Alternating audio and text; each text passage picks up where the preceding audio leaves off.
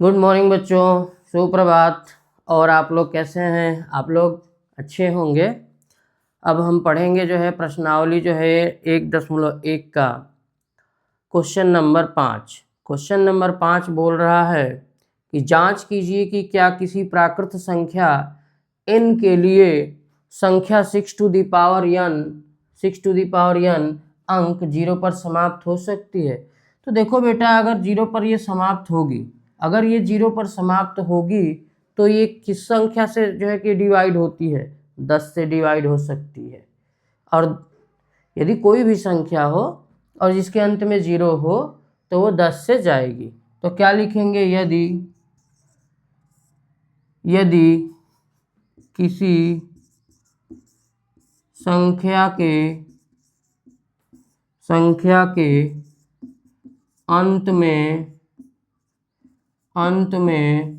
0 हो तो वह 10 से विभाजित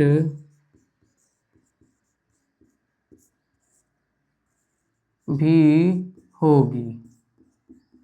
अगर हम 10 से विभाजित होगी तो 10 का अगर हम जो है कि अभाज्य गुणनखंड निकालें, 10 का अभाज्य गुणनखंड, तो अभाज्य गुणनखंड निकालते हैं तो क्या निकल के आता है?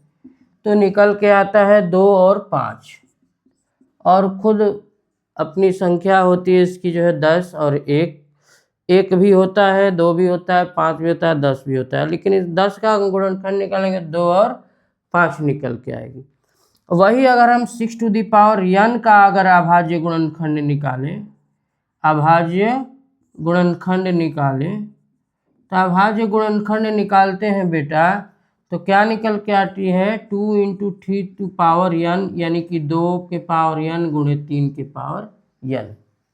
और इसमें कहीं भी 2 तो दिख रहा है लेकिन 5 दिख रहा है बेटा? नहीं दिख रहा है। जब 2 दिख रहा है लेकिन 5 नहीं दिख रहा है तो हम क्या कह सकते हैं कि 6 के पावर n कोई भी प्राकृत संख्या, n का मतलब कोई भी प्राकृत संख्या 1 से लेके अनंत तक, अगर 6 के पावर कोई भी जो है कि अगर हम संख्या रख दें और उसका गुणनखंड निकालेंगे तो ये निकल के आएगा। तो यहाँ पे निकल के ये आ रहा है कि क्या संख्या दी गई? एक 2 है, एक 3 है। अब बाकी खुद की वो 6 संख्या मतलब 6 होती है।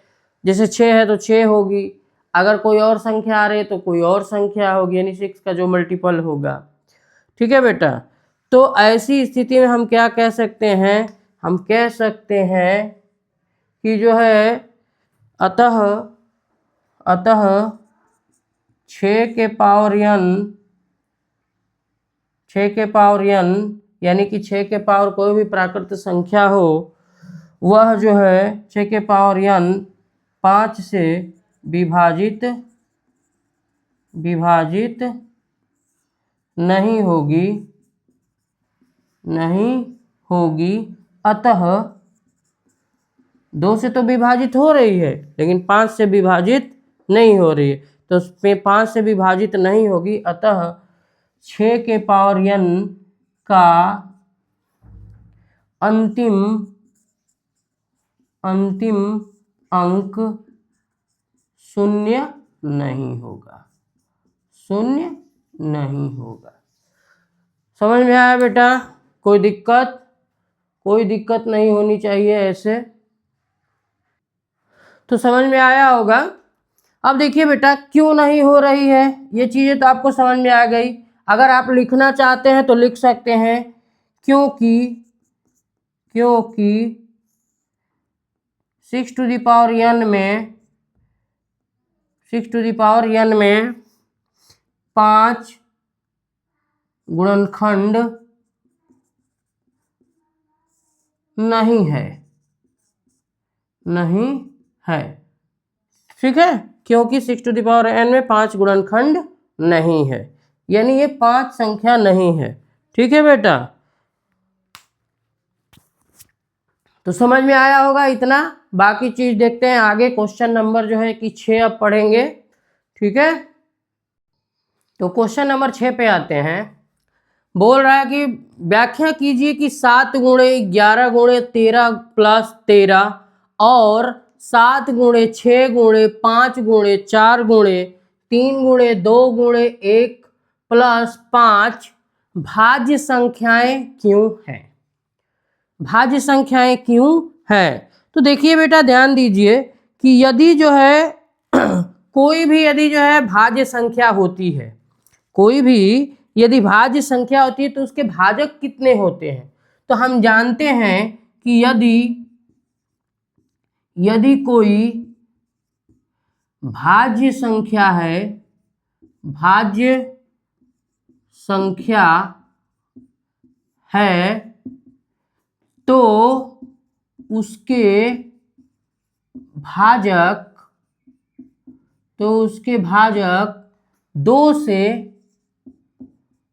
से अधिक होंगे, 2 से अधिक होंगे। ठीक है बेटा, यदि कोई भी भाज्य संख्या है, कोई भी अगर भाज्य संख्या है तो उसके भाजक कितने होते हैं? तो उसके भाजक 2 से अधिक होते हैं। जैसे मान लीजिए कि 6 है, तो 6 अगर भाज्य संख्या है, 6 अगर भाज्य संख्या है तो बेटा क्या है, 6 अगर भाज्य संख्या तो उसके जो है कि क्या होते हैं, 6 के भाज्य संख्या 1 होता है, 2 होता है, 3 होता है और खुद जो है कि स्वयं 6 होता है, यानी 2 से अधिक है बेटा। अगर यही भाज्य संख्या नहीं, अभाज्य संख्या होती जैसे 5, तो 5 का क्या होता है, 1 होता और 5 होता, यानी केवल 2 होते। अगर अभाज्य होता, ये अभाज्य है और ये भाज्य है। अगर भाज्य संख्या है तो उसके जो है कि गुणनखंड या उसके जो है कि भाजक क्या होंगे, उसके भाजक होगा जो है 2 से अधिक। अगर वो अभाज्य संख्या होगी तो उसके भाजक कितने होंगे, केवल और केवल 2। और वो कौन होती है, वो 1 होती है और वो स्वयं संख्या होती है। ठीक है बेटा, तो समझ में आया होगा ये चीजें। अब इसके आगे देखते हैं कि बोल रहा है कि हमारी कोई दी गई संख्या है, जैसे मान लीजिए ये संख्या है, कौन सी, 7 गुणे 11 गुणे 13 प्लस 13।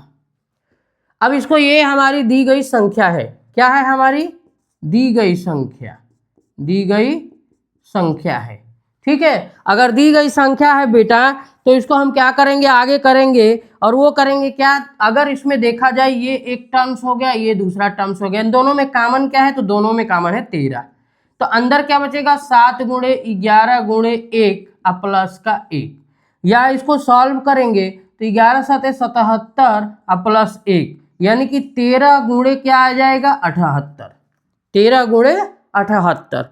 तो इसका मतलब ये है कि अगर इसके भाजक देख रहे हैं किसके, दी गई संख्या के, क्या लिखेंगे, दी गई संख्या के भाजक, दी गई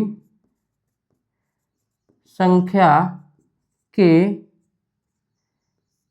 भाजक या गुणनखंड कह सकते हैं, क्या कह सकते हैं, भाजक या इसके गुणनखंड भी कह सकते हैं। तो दी गई संख्या के भाजक, दी गई संख्या के भाजक, दी गई संख्या के भाजक कितने हैं बेटा, तो दी गई संख्या के भाजक है 1 है, उसके बाद आपका जो है कि इसमें जो है 2 है, सॉरी, दी गई संख्या के भाजक कितने हो सकते हैं, तो आपके जो है कि 1 हो सकता है, 11 हो सकता है, 7 हो सकता है, 13 हो सकता है। ठीक है ना बेटा, यानी कि ये चीज़ें हो सकती हैं। तो दी गई संख्या के जो है कि क्या निकल के आ रही हैं, तो निकल के आ रही हैं हमारे पास जो है 13 हो गई, 7 हो गई, और भी संख्याएं हो जाएंगी, इनको देखेंगे। जैसे देखिए, अगर मान लीजिए हम 13 गुणे जो है 78 को क्या लिख सकते हैं, 13 गुणे 6, या इसको लिख सकते हैं 13, या 6 को हम क्या लिख सकते हैं, 6 को लिख सकते हैं 13 गुणे 2 गुणे 3, लिख सकते हैं कि नहीं बेटा। तो इसकी जो है दी गई संख्या के भाजक कौन कौन हो सकता है, 2 हो सकता है, 3 हो सकता है, 13 हो सकता है, और स्वयं ये संख्या भी हो सकती है, जैसे 78 है, 78 भी तो हो सकती है इसकी संख्या जो है कि भाजक। ठीक है, और स्वयं ये संख्या जो 13 में 78 का गुणा करने पे आती है, और स्वयं संख्या। तो हम क्या कह सकते हैं कि यदि इसके कितने भाजक हैं, इसके भाजक आ गए बहुत सारे, तो हम क्या कह सकते हैं कि ये संख्या कैसी है, ये संख्या हमारी भाज्य है। क्यों, क्योंकि भाज्य की जो है कि क्या होती है, भाज्य संख्या की जो है गुणनखंड या भाजक कितने होते हैं, 2 से अधिक होते हैं। समझ में आया होगा। अगला देखिए, जैसे कि ये है हमारा 7 गुणे 6 गुणे 5 गुणे 4 गुणे 3 गुणे 2 गुणे 1 प्लस 5। इन दोनों में अगर देखा जाए, ये पहला टर्म ये दूसरा टर्म, दोनों में कॉमन क्या हो गया 5। अंदर बचेगा 7 6 4 3 2 1 प्लस 1। अगर इसको निकालते हैं तो 5, इसका गुणा करिए 7 छक 42, 42 और 4 3 12, 12 दूना के 24। 42 में 24 का आप गुणा कर दीजिए। 4 दूनी के 8, 4 चौके 16, 2 दूनी के 4, 2 चौके 8, ये 8 हो गया, 8 6 4 10 हो गया और 8 1 9 1 10। 1008 प्लस का 1, यानी कि 5 गुणे 1000 क्या आ गया 9। क्या आ गया 5 गुणे 1000 9। तो अब इसके भाजक कितने होंगे भाई?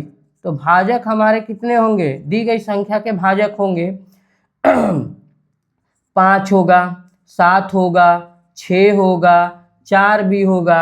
4 बोले तो यानी कि 2 गुणे 2 होगा, 3 होगा।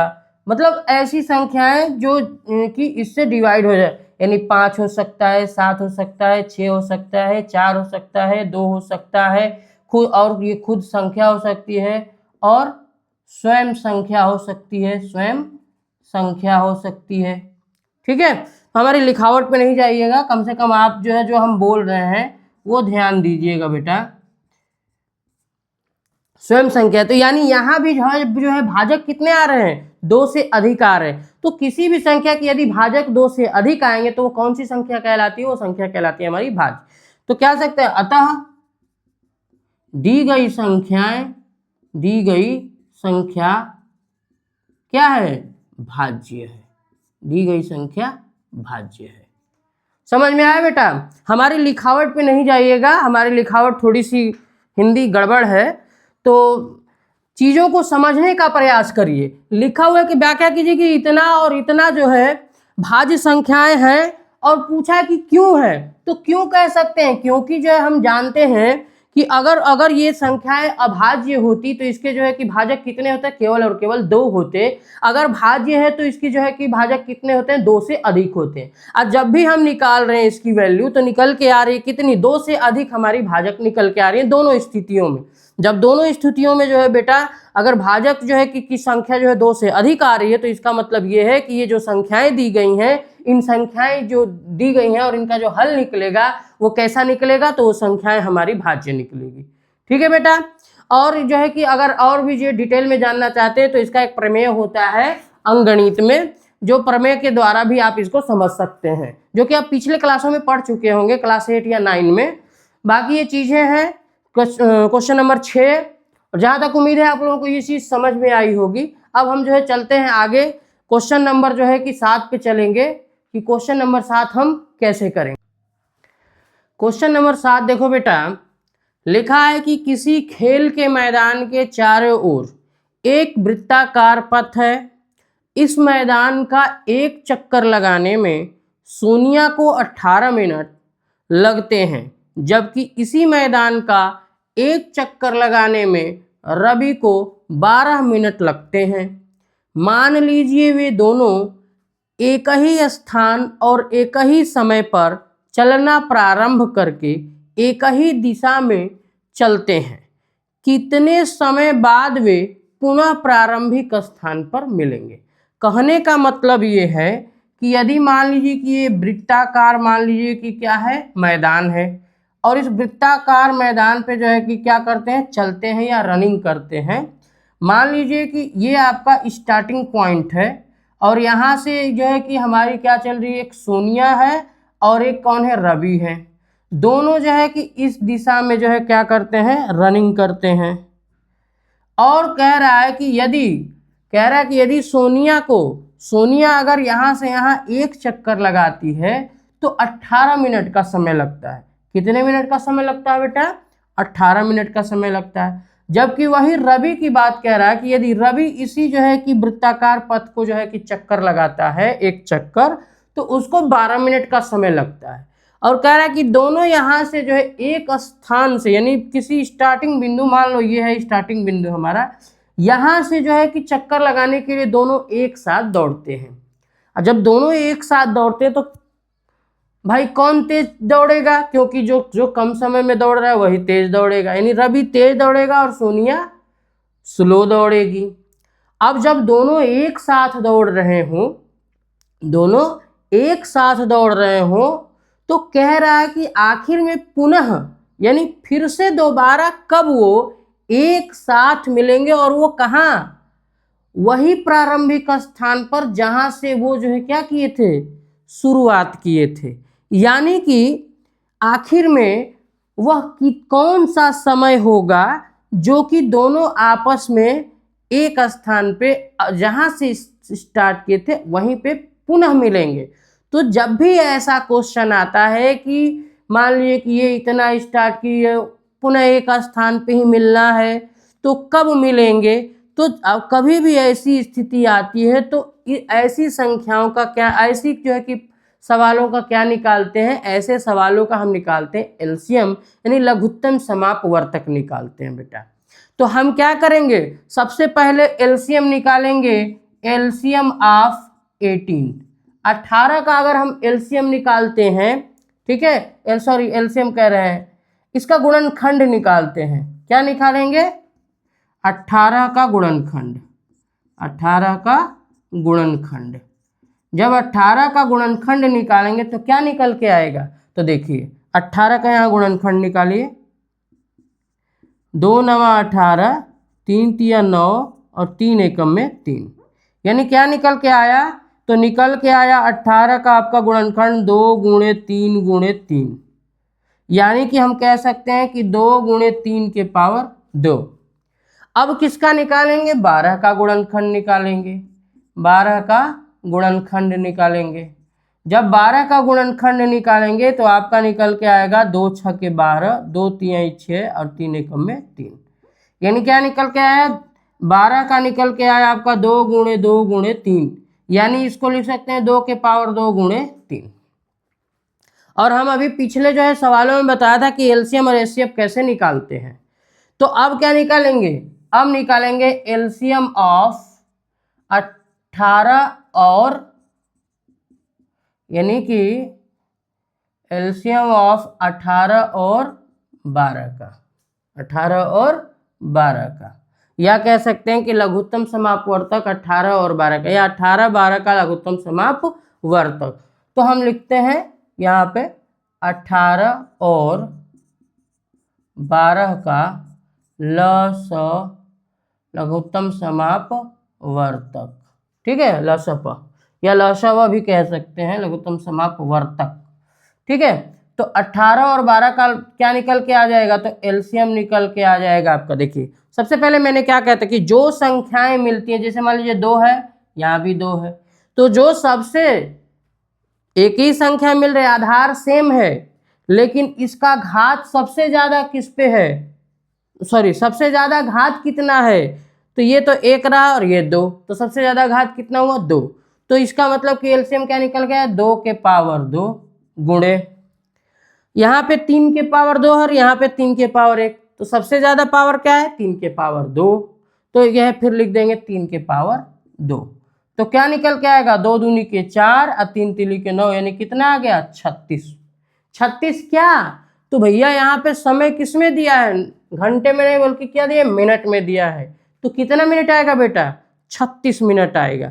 यानी कि अतः 36 मिनट बाद, 36 मिनट बाद पुनः प्रारंभ स्थान पर या प्रारंभिक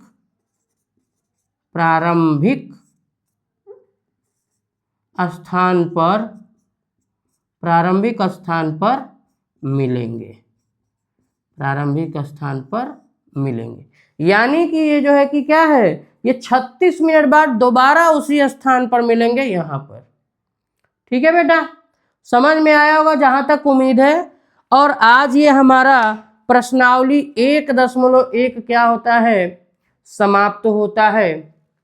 कल आपको हम जो है बताएंगे अपरिमेय संख्याओं के बारे में, क्योंकि पहले भी आप लोगों को बता चुके हैं कि अपरिमेय संख्याएं क्या है, लेकिन कल जो है आप लोगों को अपरिमेय संख्याएं कैसे सिद्ध करते हैं ये जो है समझाएंगे। तो कल केवल हम जो है समझाएंगे कि अपरिमेय संख्याएं कैसे सिद्ध करते हैं, और आप लोगों को जो है अगले दिन से प्रश्नावली 1.2 का क्वेश्चन लगाना यानी कि प्रश्न लगाना सिखाएंगे। ठीक है बेटा, तो आज के लिए ही इतना ही है। और आप लोगों से निवेदन है कि आप लोग इस जो है अध्ययन सामग्री को आप लोग जो है एक दूसरे को शेयर करें और चैनल को सब्सक्राइब करें, लाइक करें, और कोई अगर आप लोगों को परेशानी होती है तो आप लोग कमेंट करें। हमारी यही जो है गुजारिश है आप लोगों से। बाकी जो है आप अपना समय को बिल्कुल महत्वपूर्ण समझ करके आप पढ़िए, क्योंकि बेटा दोबारा आपको समय जो है नहीं मिलता है पढ़ने के लिए। समय तो दोबारा आएगा लेकिन वो उम्र खत्म हो जाएगी, वो आपके दोस्त जो आगे बढ़ जाएंगे कुछ लोग, वो आपको फिर दोबारा नहीं मिलेंगे।